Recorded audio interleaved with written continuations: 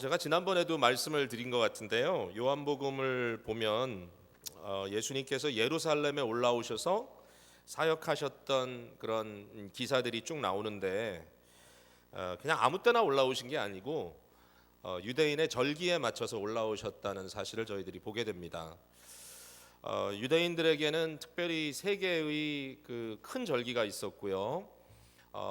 이 유월절, 그리고 오순절 또는 칠칠절, 그리고 이 장막절 또는 초막절이라고 말하는 이 세 가지의 절기가 있는데, 이 절기 때마다 이제 이스라엘 백성들 중에 특별히 각 가정의 가장이 되는, 헤드가 되는 분이 가정을 대표로 예루살렘으로 순례길을 떠나서 예루살렘에 함께 모여서 유대인들 또 이스라엘 백성들이 하나의 공동체로서 한 하나님을 섬긴다고 하는 이 의식을 다시 한번 고취시키는 이러한 시간을 반복적으로 이제 가졌던 거죠.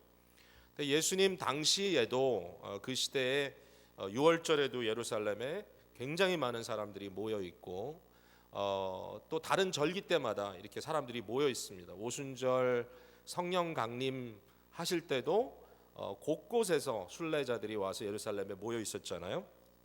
자, 근데 오늘 우리가 읽은 이 본문에 해당되는 절기는 뭐냐면은 초막절입니다. 초막절.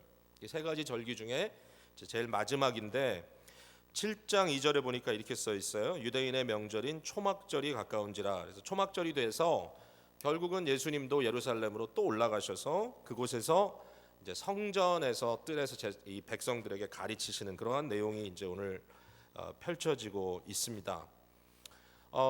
초막절은 도대체 뭔가? 유월절은 여러분이 아시죠? 유월절은 이스라엘 백성들이 출애굽한 이 구원 사건을 셀러브레이트하는 그런 날이고요.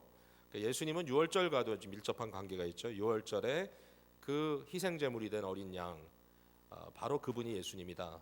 그 다음에 오순절 칠칠절은 사실은 농사를 이제 마치고 추수가 마친 후에 결실을 하나님께 감사하는 그러한 절기이고요.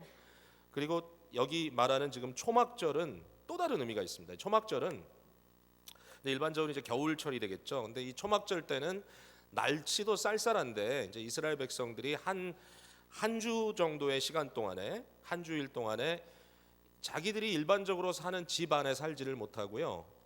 일반 주택 이런 뭐 벽돌로 돌로 만든 그런 집에 사는 게 아니라 이때는 말 그대로 초막을 짓고 그 안에서 지냈던 거죠.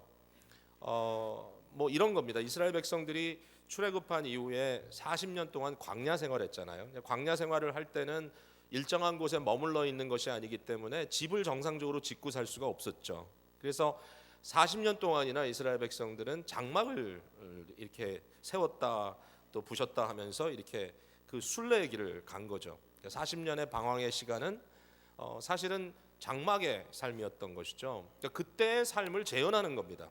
리이넥트멘트라고 그러죠. 그러니까 역사적인 사건을 이렇게 다시 재현함으로써 그때의 상황, 그때의 마음을 다시 한번 체험해보는 그런 일종의 현장 체험적인 그러한 절기였다고 이렇게 말할 수 있겠죠.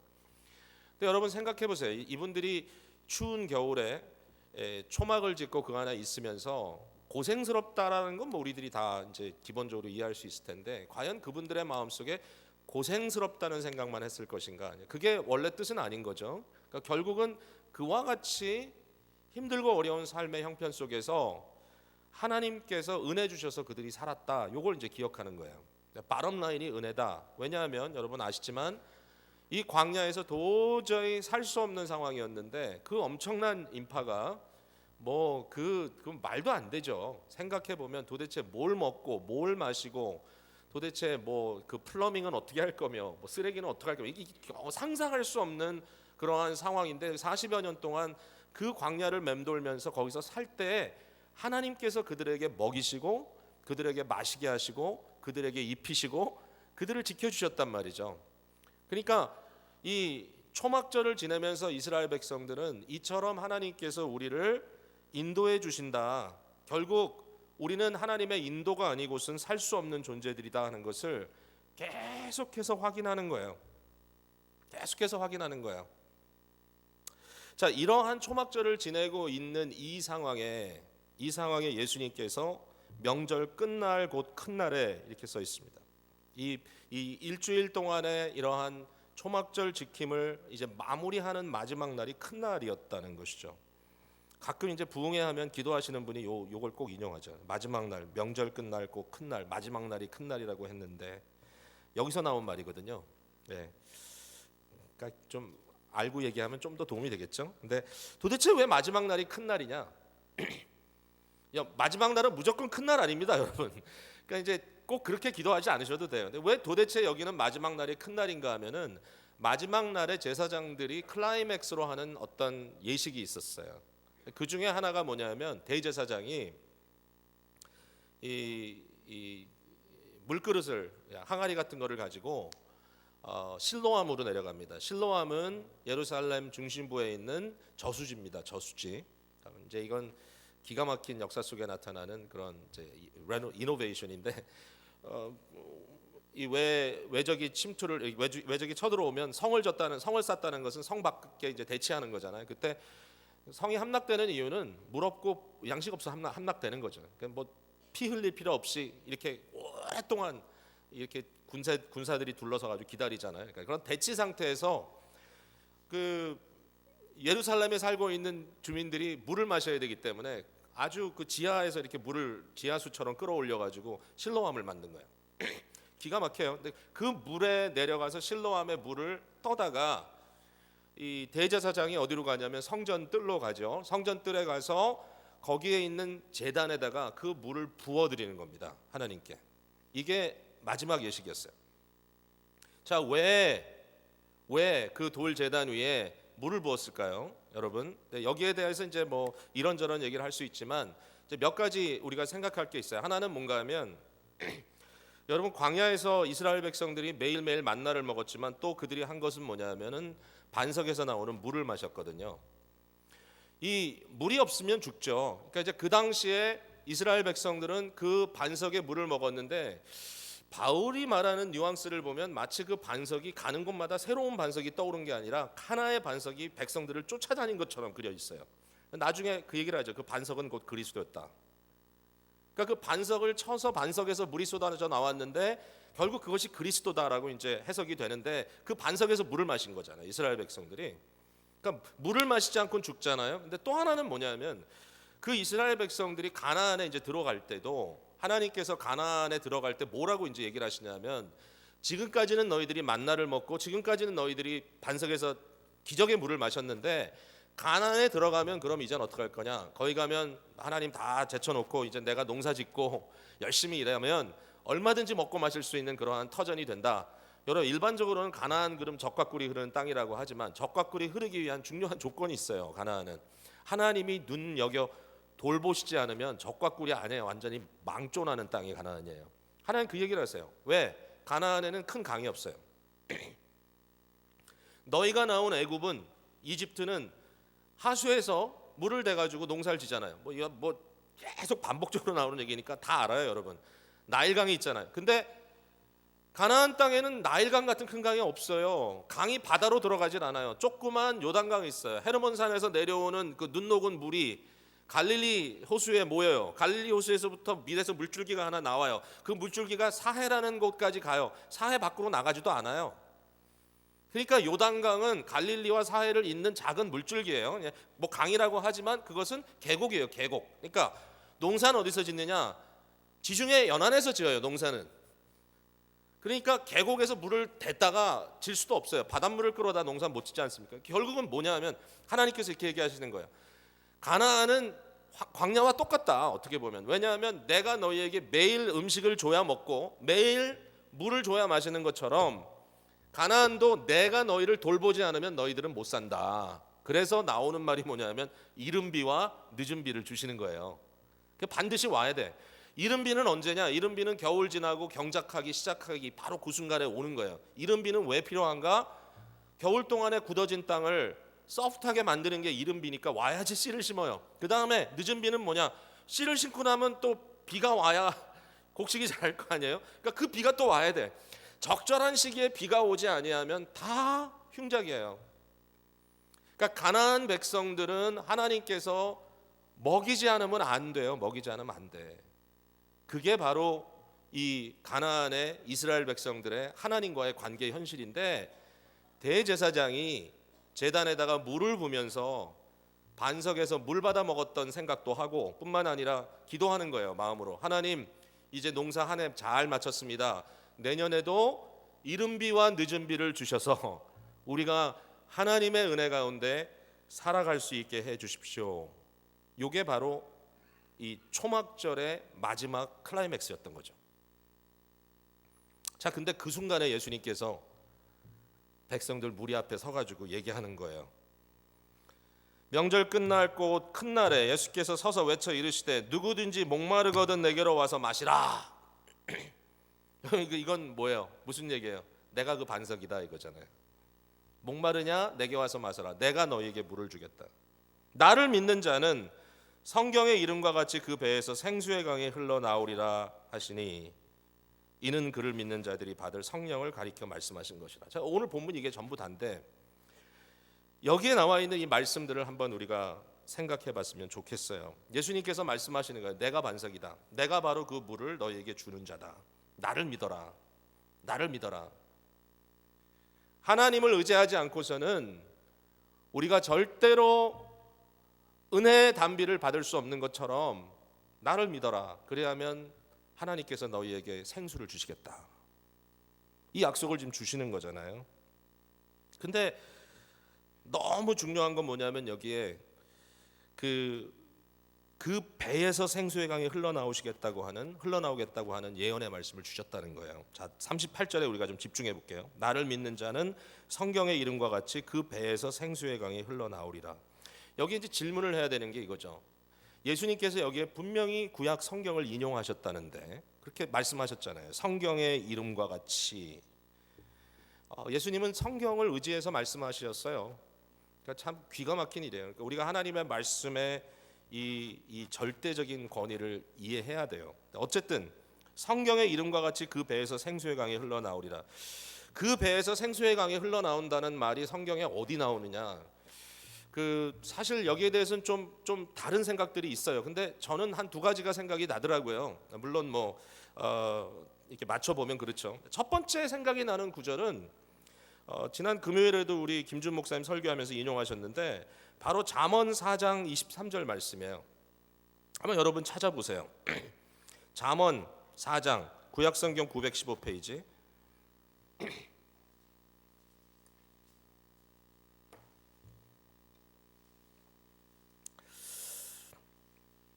구약성경 915페이지 잠언 4장 23절. 자, 이제 무슨 얘기를 하시냐면은 잠언을 이제 말씀하고 있는 이 지혜자가 아들에게 내 말을 주의하고 내 말을 들어라. 이 말이 너에게서 떠나지 않게 하라. 하나님의 말씀이 얼마나 중요한지, 그 말씀이 근데 어디로 가야 되느냐라는 얘기를 하고 있으면서 중요한 것은 마음입니다. 마음. 사실은 21절에 이미 말하고 있죠. 그것을 내 눈에서 떠나게 하지 말며 내 마음속에 지키라. 그리고 23절을 같이 읽습니다. 같이 읽어볼게요. 시작. 몰은 지킬 만한 것 중에 더욱 내 마음을 지키라. 생명의 근원이 이에서 남이니라. 자, 여러분 여기다 손가락 두고요. 요한복음 7장하고 좀 맞춰서 볼게요. 자, 요한복음 7장 37절에 보니까 성경의 이름과 같이 그 배에서 생수의 강이 흘러나오리라. 자, 이거하고 요거하고 좀 달라 보이잖아요. 근데 같아요. 예수님이 그 배에서 나온다 그랬죠. 사실상 잠언 4장 23절에 말하는 여기 마음은요, 배입니다. 배. 창자입니다. 창자. 왜냐하면 여기서 말하는 마음은 사람의 중심부를 얘기합니다. 보이지 않지만 한 사람을 컨트롤하는 그 사람의 모든 것의 집약소. 이거를 비행기로 얘기하자면 조종실입니다. 조종실이 어떻게 움직여가느냐에 따라서 비행기가 따라가죠. 지금 끔찍한 얘기지만 테러리스트가 비행기를 납치하려면요, 비행기에 타고 있는 200~300명을 다 납치할 필요가 없어요. 다 일일이 묶을 필요가 없어요. 어떻게 해요? 바로 조종실에 들어가서 그것만 장악하면 어떻게 돼요? 비행기는 글로 갈 수밖에 없어요. 그게 마음이에요.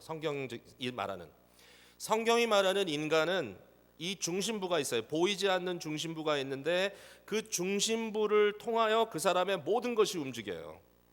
근데 이것을 하나의 메타포로, 그러니까 하나의 그림 언어로 사람의 중심이 어디냐, 감정의 중심이 어디냐, 우리 의지의 중심이 어디냐. 구약 시대에는 그것을 배라고 생각했어요. 인테스틴.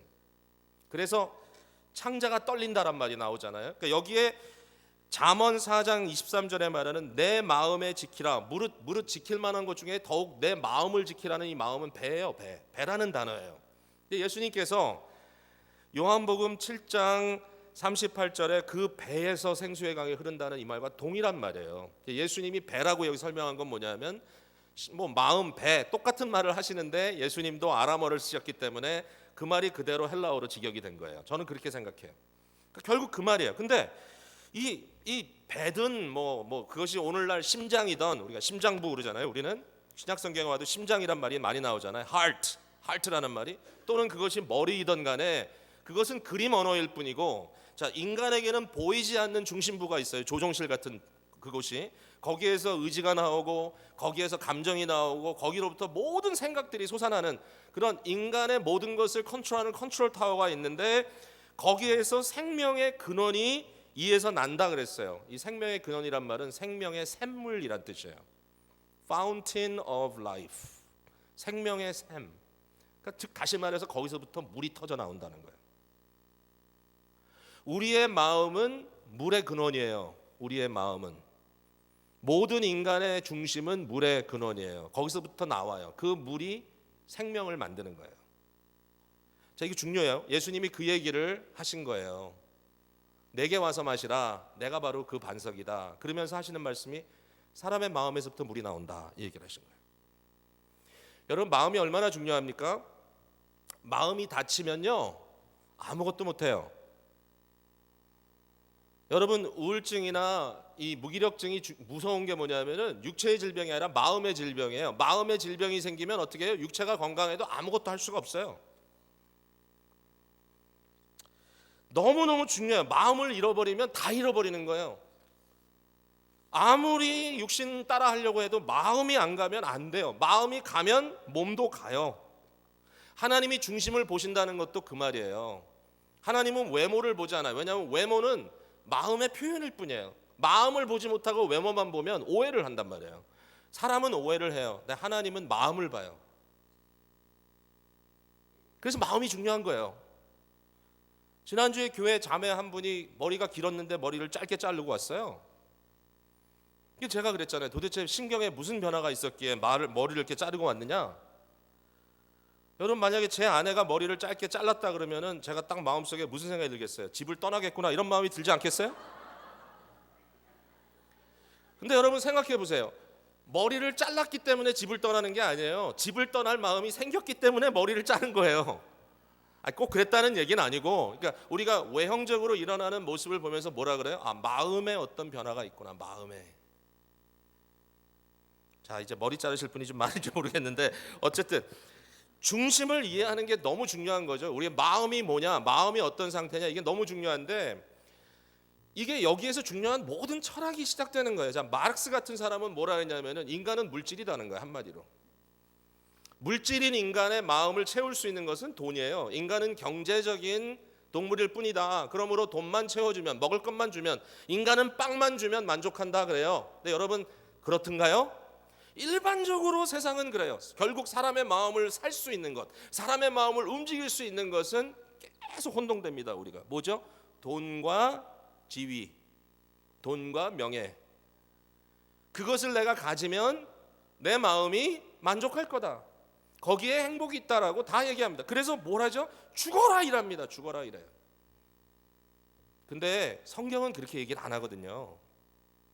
근데 저는 이 부분에 대해서 정말 어느 무엇보다 확신을 갖고 있어. 사람들을 만나서 얘기를 해보니까요, 사람이 돈 갖고 만족 못하더라고요.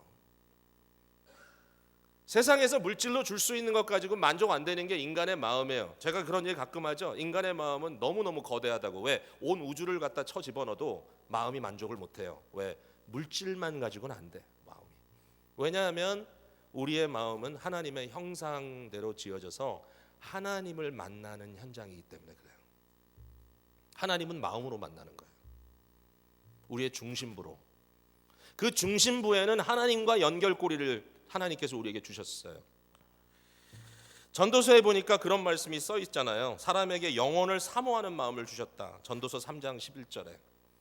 하나님이 때에 따라 모든 것을 아름답게 지으셨는데 사람을 지으실 때는 어떻게 했냐? 그 마음에 그 배의 중심부에 하나님의 영원성을, 영원이라는 것은 물질 세계를 얘기하는 게 아니에요. 영원은 하나님의 영원한 현실이에요. 하나님의 영광이고 하나님과 인간이 소통하는 영원이라고 하는 초월적인 그러한 현실이에요. 그것을 사모하는 마음을 줬다. 우리 인간은요, 하나님을 사모하는 존재예요. 우리의 마음이 하나님과의 관계성 속에 맞닿아 있지 않으면 인간은 불안해. 어거스틴이 그 얘기를 했어요. 뭐라고 얘기했어요? 하나님, restless. 우리의 heart는, 우리의 심장은, 우리의 중심부는 하나님의 품 안에 쉼을 얻기 전까지는 불안합니다. 이렇게 고백했어요. Our hearts are restless until we find rest in you. 하나님 안에서 안식을 누리기 전까지 우리의 마음은 끊임없이 불안합니다. 파스칼이라는 분은 그런 얘기했잖아요. 다 유명한 얘기잖아요. 모든 사람의 마음 속에는 하나님 모양의 빈 공간이 있다. God-shaped vacuum. 하나님 모양의 빈 공간이 있어서 그것은 하나님만이 채워줄 수 있다. 인간에 대해서 그렇게 얘기하는 거예요. 인간의 마음이 중심이고 그 마음 중심으로부터 생명이 흘러나오는데 그 마음은 어떤 존재이냐? 그 마음은 절대로 세상의 물질 갖고 만족될 수가 없고 그 중심부에는 하나님을 만나고 하나님과 맞닿고 하나님의 품에 안기고 하나님 안에서 안식하고 하나님으로 채워져야만 한다. 그래야 인간은 행복하다. 저는요, 이 부분에 대해서는 뭐 예수를 믿는 사람이건 타종교인이건 할 거 없이 이 얘기는 제가 할 수 있어요. 가서 그 얘기하면 아마 다 아멘해요. 아멘. 답을 몰라서 그렇지 문제는 다 알아. 마음의 불안해. 맞습니다. 제가 어제 정말 한 뭐 진짜 따져 보니까 거의 20년 만에 그 저녁에 한 형제가 전화를 했는데 제가 대학생, 그 형제 대학생 시절에 좀 지도를 했던 그런 형제인데 정말 오랫동안 얘기를 못 하고 지내다가 한 정말 20년 만에 통화가 된 것 같아요. 전화가 왔어. 저한테 전화가 와가지고는 영적 상담이 좀 필요하다고. 그동안에 어떻게 살았는지 저도 잘 몰랐어요. 그냥 의사라는 것 정도. 근데 그 형제가 뭐 1시간 뭐 2시간인지 시간 가는 걸 모르고 이제 얘기를 했는데 얘기를 들어보니까 그런 거예요. 의사로서 엄청나게 성공했어요. 네, 엄청나게 성공했어요. 뭐 물질적으로 따지면 뭐 정말 제가 그 얘기를 들어보니까 뭐 정말 이렇게 성공한 한국 의사가 있을까라고 생각될 정도로 자기 이제 비즈니스 차원에서 아주 확장해가지고 이제 의사로서 많은 이 기관들을 설치하고 100명 이상의 엠플로이를 두고 지금 뭐 계속해서 이렇게 오늘까지 왔는데 지난 10년 동안 뭐 엄청난 일이 벌어졌어요. 감당할 수 없을 정도로 일이 커졌어요. 근데 자기 나름대로 힘들고 어려운 사람을 도와야 되겠다는 그런 좀 하트가 있어가지고 이렇게 비용에 대해서 굉장히 저렴하게 일을 해주는 그런 어떤 컨셉으로 패러다임을 잡고 가고 있는데 본인도 이렇게 얘기해요. 자기가 좀 실수한 것 같다. 실수가 뭐냐면은 이렇게 커지니까 미디어에서 자기한테 인터뷰도 하자 그러고 뭐 이렇게 하다 보니까 인터뷰를 하면서 이 그 대학병원들 이런 병원들이 너무 오버차지하고 이런 문제에 대해서 그냥 신랄하게 비판을 했더니 결국 이제 빅보이들이 죽이려고 달려들어가지고 엄청나게 힘든 일을 당하고 있는 인슈런스 컴퍼니들도 막 지금 태클을 걸고 그래가지고 이제 이렇게 가다가는 망할 것 같은데 지금 이 순간에서 어떻게 하느냐? 그러니까 빅보이들은 팔아라, 빨리 셀해라. 그러면 더 이 가치가 떨어지기 전에 네가 돈 많이 받아가지고 그냥 가면 되지 않냐? 이렇게 하는데. 자기 엠플로이들의 얼굴을 보니까 그들이 와서 하는 얘기는 의사 선생님 끝까지 참고 갑시다 뭐 이러면서 이제 한다 이거죠. 그래서 굉장히 이제 그 어려움 속에서 어떻게 해야 되냐. 제가 사실 필요 이상의 설명을 좀 드렸는데 anyway 포인트는 뭐냐면 얘기를 쭉 들어보니까 뭐 제가 비즈니스를 압니까? 사실 그렇게 무식하진 않아요. 제가 그렇지만 뭐 그렇다고 비즈니스 어드바이저를 주겠어요. 뭐 하여튼 그렇지만 몇 가지 말을 했어요. 지금이 떠날 때냐 견딜 때냐 뭐 이러면서 막 이제 얘기를 하다가 마지막에 이제 결국 이런 얘기를 한 거예요. 제가 뭐 다 당연한 얘기죠. 뭐냐면 야, 너 그 돈 없어도 살아. 그 돈 없어도 살아. 너 지금 있는 거 다 내려놔도 살아. 근데 하나님 없으면 못 살아. 지금 이 순간에 하나님이 당신한테 무슨 말씀을 하고 계시는지 귀를 기울였으면 좋겠다. 근데 형제가 이런 얘기를 하는 거예요. 목사님 맞아요. 제가 어렸을 때 이민 와서 영어 한마디도 못하고 영어 하면 항상 발음이 제대로 안 돼가지고 힘들고 어려울 때 하나님이 도와주셨어요. 대학교 입학하는 것도 제대로 갈 수 있을까 어려울 때 하나님께서 좋은 대학교 집어넣어 주셨어요. 의대 지원할 때도 안 될 줄 알았는데 하나님께서 도와주셨어요. 인턴십도 하나님께서 주셨어요. 레지던시도 하나님께서 주셨어요. 직장도 하나님께서 주셨어요. 개업도 하나님께서 하게 해주셨어요. 지금까지 하나님께서 정말 했어요. 나 그건 믿어요. 제가 하나님 믿어요. 근데 목사님, 지난 3년 동안 제가 하나님을 잊어버렸습니다. 여러분, 뭐 밀리언 아니 빌리언 달러를 벌었다고 해도 하나님은 우리의 마음에게 오늘도 지금 도전하는 메시지가 그거예요. 다 가져도 나를 잃어버리면 너는 불행하다는 거예요. 그 불안한 거예요. 죽을 것 같아요. 사방에서 달려들면 망할 것 같아요. 그러한 위기감 속에 세상이 알지 못하는 평안을 누가 주십니까? 하나님이 주십니다. 하나님 그거 원하는 거예요. 지금 이 순간에 아마 그 형제만이 아닐 것 같아. 우리들 사이에도 그럴 수 있어요. 온갖 지금 일들이 우리를 막 지금 와서 짓누르려고 하고 있을지 몰라요. 아니면 지금 여러분이 막 번성하고 있을지도 몰라요. 그러나 중요한 건 이거예요. 하나님이 여러분 마음을 채우지 않은 상태에서 여러분이 지금 방황하고 있다면 결국은 불행합니다. 아무리 모든 것을 가져도 불행합니다. 자신 있게 얘기할 수 있죠. 우리가 결국 하나님께서 우리에게 다가오셔서 말씀하시는 것은 너와 나의 관계다. 하나님의 언약 백성으로서 우리가 하나님께 어떻게 지금 나아가고 있는가. 그게 우리의 마음의 문제잖아요. 그게 우리의 마음의 문제. 자, 예수님께서 바로 이 마음의 문제를 태클하고 있는데 이게 끝이 아니에요. 자, 이게 끝이 아니고 그 다음에 중요한 구약의 성경 구절이 하나 더 생각나야 돼요. 그게 뭐냐면 바로 에스겔 47장에 나오는 말씀. 자, 그건 우리가 찾아보지 않고 제가 말씀드릴게요. 뭐냐면은 이런 거예요. 에스겔서는 무엇을 고민하냐면은 에스겔은 이 제사장의 사람이잖아요. 근데 이 사람이 고민하는 건 뭐냐면 예루살렘의 성전이 파괴되고 하나님의 영광이 떠났다는 걸 고민하고 있단 말이죠. 바벨론에 의하여 함락된 성전, 과연 이스라엘은 신앙적 영적인 주소를 상실해버린 이제는 망한 민족인가? 거기에 대해서 하나님께서 예언을 주시죠. 예루살렘의 회복과 성전에 대한 영광을 다시 보여주십니다. 영광이 성전을 떠나면 아무 의미 없어요. 아무 의미가 없어요. 여러분, 뭐 아무리 멋있는 건물을 지어도 하나님의 영광이 떠나면 아무 의미가 없어요. 인간이 아무리 위대해 보여도 뭐죠? 여러분의 마음에 하나님의 영이 떠나면 아무 의미가 없다는 거예요.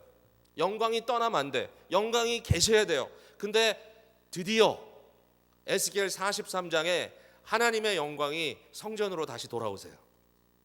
하나님이 다시 돌아와. 임재가 하나님이 임재하시는 그곳이 어디입니까? 하나님이 좌정하시는 하나님의 보좌, 지성소에 있는 시은소. 솔로몬이 처음 성전을 지었을 때 그것을 시꺼멓게 텐트로 다 막아놓고 그곳의 법궤 위에 시은소라고 하는 장소, 거기에 하나님이 임재하신다. 하나님 그걸 허락하셨어요. 로컬라이즈 하는 거 허락하셨어요. 그래서 하나님의 임재가 나타났을 때 어떤 일이 벌어졌죠? 영광의 구름이 성전을 가득 채웠어요. 이와 같이 에스겔 43장에 성전의 하나님의 영광이 다시 돌아오시고 하나님의 보좌가 성전에 다시 세워지는 이런 놀라운 역사가 일어난 그 상황 속에서 에스겔 47장에 어떤 일이 벌어집니까? 여러분, 그 성전 문지방에서부터 물이 흐르기 시작합니다. 너무 잘하는 얘기잖아요. 물이 흘러요. 처음에는 무릎까지 발에 잠길 정도였다가 점점점 올라와서 나중에는 헤엄치지 않으면 안 될 정도로 큰 강이 돼서 흘러가는데 그 물이 성전에서부터 흘러나와요. 어디서부터? 하나님 보좌로부터. 그 물이 어디까지 갑니까? 사해까지 흘러들어가요. 사해는 죽은 바다인데 이 물이 흘러가는 곳마다 나무들이 살아나고 땅이 다시 살아나고 심지어는 죽은 바다 사해도 다시 살아나서 물고기들이 충만한 살아있는 바다로 바뀌더라. 이게 에스겔의 환상입니다. 자, 여러분 생각해 보세요. 어디서부터 물이 흐른다고요? 하나님 보좌로부터. 살아있는 물, 살리는 물이 흘러나옵니다. 예수님께서 뭐라고 약속하셨다고요? 나를 믿는 자는 너희의 뱃속에서, 너희의 중심부에서, 너희의 마음에서부터 생명의 강이 흐르리라. 무슨 얘기입니까? 우리의 마음이 중요한데 그 마음의 보좌의 얘기입니다. 이거는 우리 마음의 보좌를, 우리의 성전의 보좌를 누가 지금 앉아 계시는가? 많이 들어본 얘기잖아요. 하나님의 임재가 떠나면 아무 의미가 없습니다. 그러나 하나님이 우리 심령 안에 들어오셔서 우리의 마음을 그로 채우시고 그의 주권으로 우리를 이끌어 가시면 어떤 일이 벌어져요? 마음에서부터 살리는 물이 흘러나온다. 너의 인생이 해결할 것이다. 너의 목마름이 해결될 것이다. 뿐만 아니라 네가 많은 사람을 복되게 하리라. 마음으로부터 흘러나오는 그 중심부에 하나님의 보좌가 계시는가? 근데 요한은 거기에 대해서 커멘터리를 붙이죠. 39절에 이는 그가 그를 믿는 자들이 받을 성령을 가리켜 말씀하신 것이라. 여러분, 여기에 성령 그러면 우리는 딱 느낌이 뭐냐면 성령은 생수, 흐르는 물 이렇게 생각하죠. 저도 그렇게 생각을 많이 했는데 이걸 좀 묵상하다 보니까 그 말이 아닌 것 같아. 이 말은 뭐냐면 성령님은 하나님이에요. 그러니까 우리가 오해하면 안 돼. 성령님은 삼위일체 하나님의 바로 그 하나님 본체세요. 그러나 그 하나님이 어떻게 역사하시는가를 이렇게 우리에게 보여주고 있는 거예요. 자, 보세요. 예수께서 아직 영광을 받지 아니하셨으므로 성령이 아직 그들에게 계시지 아니하시더라. 좀 의아한 그런 표현인데요. 사실 의아할 거 하나도 없어요. 성령님이 안 계셨나요? 계셨죠. 그러나 성령님이 어떻게 역사하시는가? 이것은 구원 역사의 순서에 따라서 벌어진 일을 얘기하는 거예요. 자, 성부 하나님의 계획과 성자 그리스도와의 성자와의 언약의 구원의 언약을 통해서 때가 되매 성자 그분께서 육신을 입고 이 땅에 오셔서 역사 속에 하나님의 모습을 드러냈잖아요. 자, 그게 이제 구원의 역사로 흘러갑니다. 근데 예수 그리스도가 이 세상에서 모든 순종을 이루시고 그가 영광을 받으시잖아요. 어떻게 영광 받아요? 십자가에 달려 죽으시고 부활하시고 다시 승천하시고 영광 받으시고. 근데 그리스도의 승천하신 이후에 일어나는 일이 뭐죠? 성도들에게, 교회에게 약속하신 성령의 임하심, 성령을 부어주심, 성령의 임하심. 그게 오순절 사건이죠. 그러니까 여기서 요한은 하는 말은 뭐냐면 이때는 아직까지 예수님께서 십자가에 달리시고 돌아가시지 않았기 때문에 또 부활 승천하시기 이전이기 때문에 이때까지는 아직 그런 순서에서 성령의 부어주심, 성령의 강림하심이 아직 오지 않았다. 이 얘기를 지금 하고 있는 거예요. 그러나 성령이 임하시면 어떻게 되죠? 성령이 임하시면 나중에 예수님께서 요한복음을 통해서 가르쳐 주시는 것처럼 예수 그리스도에 대한 모든 것을 너희에게 알리시리라. 성령은 누구신가요? 성령은 우리 가운데 계시는 하나님입니다. 성령님이 하나님입니다. 사실은 성령님은 그리스도의 영입니다. 성령을 믿으라라고 이렇게 얘기하잖아요. 오늘 본문에도 써 있죠. 나를 믿으라. 예수를 믿으면 돼요. 근데 예수의 영, 삼위일체 하나님, 바로 성령 하나님이신 그분께서 우리를 그리스도의 다스림 속으로 인도하신단 말이죠.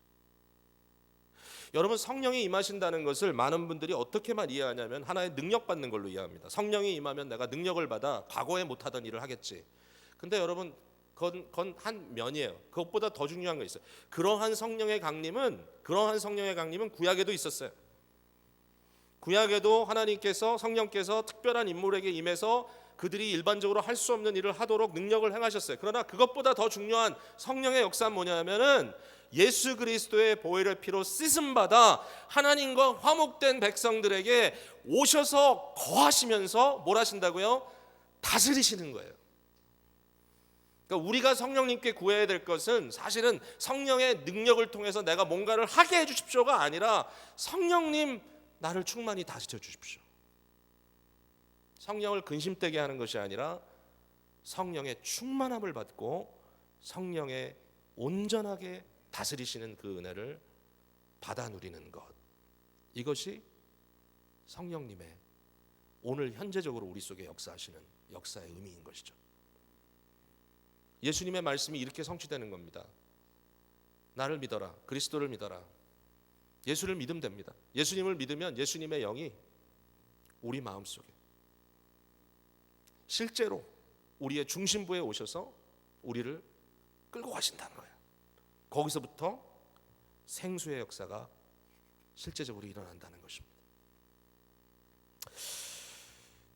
바울 사도는 이것을 그대로 받아서 얘기했어요. 너희 몸은 너희가 하나님께로부터 받은 바 너희 가운데 계신 성령의 전인 줄을 알지 못하느냐. 우리는 성령의 전이다. 그러므로 보좌에 계시는 그 주님께서 우리 삶을 인도해 가실 때 그로부터 흘러나오는 생수가 우리의 삶을 적시고 우리의 주위를 복되게 하는 역사가 일어나게 된다라는 것입니다. 이것보다 더 큰 행복은 없습니다. 하나님께서 우리에게 주시는 말씀에 권위가 있습니다. 말씀은 진리입니다. 그 말씀에 우리의 삶을 온전히 기대고 살아가는 자들에게 하나님은 말씀의 능력을 보여주십니다.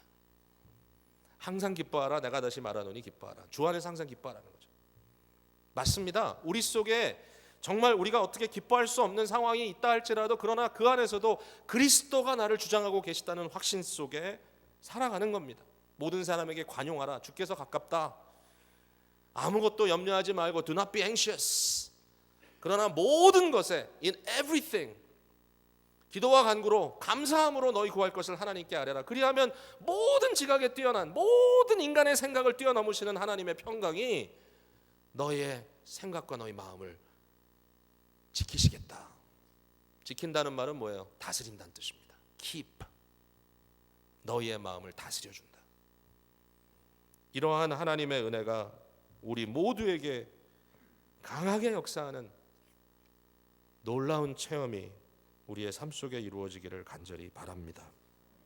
예수를 믿으라는 말은 머리로 그냥 예수 믿어요 정도가 아닙니다. 예수를 믿으라는 말은 초막절에 물을 부으면서 주께서 이른 비 늦은 비 주지 않으면 우린 망합니다.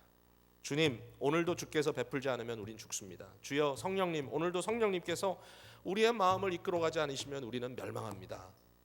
그게 믿음이에요. 믿음. 여러분, 오늘 이 순간에 여러분 하나님 앞에 서야 돼요. 주님은 여러분의 마음을 통하여 지금도 만나십니다. 말씀이 여러분의 마음에 들어왔을 때 어떻게 할 거냐? 아직도 내 생각이, 나의 판단력이, 나의 어떤 인간적인 논리가 잘 못 믿겠는데요. 그런 마음입니까? 주님께서 성령께서 여러분의 마음을 복종시키게 되기를 주님의 이름으로 축복합니다. 그 역사가 일어났으면 좋겠어요. 그리고 믿는다고 하지만 나의 삶을 주님 앞에 무릎 꿇리고 복종시키지 못했습니까? 아직도 여러분의 주인은 딴 데 있습니까? 오늘 주님께서 여러분에게 진정한 주인이 되었으면 좋겠습니다. 그리고 여러분의 삶에 획기적인 변화를 시작해 주셨으면 좋겠습니다. 끊을 수 없었던 죄의 문제를 오늘 주님 앞에 갖고 나오시오. 이 순간에 우리 주님께 온전히 우리의 마음을 열고 내어드리면 우리 안에 역사하시는 보좌에 앉으신 성령님께서, 그리스도께서 우리를 이끌어 가실 것입니다. 여러분의 조정석에는 누가 들어가 있어요? 굉장히 중요한 질문입니다. 벌써 시간이 많이 지났죠? 말레이시아 항공 ML 370번 항공기가 실종돼서 사실은 잔해를 찾았다고 하지만 아직도 그 미스터리가 풀리지 않았습니다. 모든 사람들이 궁금해합니다. 조정실 안에서 무슨 일이 벌어졌던 거지? 여러분, 우리 예수님께서 우리에게 약속하시는 것은 은혜의 항구로 우리를 이끌어 가시겠다는 약속이에요. 지난주에 묵상했던 6장 39절과 40절을 제가 읽어보겠습니다. 나를 보내신 이의 뜻은 내게 주신 자 중에 내가 하나도 잃어버리지 아니하고 마지막 날에 다시 살리는 이것이니라. 내 아버지의 뜻은 아들을 보고 믿는 자마다 영생을 얻는 이것이니 마지막 날에 내가 이를 다시 살리리라 하시니라. 여러분, 예수님이 끝까지 책임지시겠다는 얘기거든요. 나를 믿는 자는 내가 끝까지 책임지겠다. 너희는 마음속에 염려하지 말라. 하나님을 믿으니 또 나를 믿으라. 너희는 세상에서 환난을 당하나 담대하라. 내가 세상을 이겼노라. 주님께서 우리에게 약속하시는 거예요. 여러분, 오늘 이 시간에 그 주님을 우리의 주로, 말 그대로 주님으로, 우리의 삶의 중심에 바로 모든 것을 다스리실 그분으로 주님 앞에 내어드리는 일, 거기까지 나아가지 않으면 우리는 굉장히 윈삐하게 결국 믿는다고 하면서도 날마다 픽픽 쓰러지는 그런 존재가 되고 말지 않겠습니까? 주님의 은혜가 우리 가운데 넘치시게 되기를 간절히 바랍니다. 기도하겠습니다.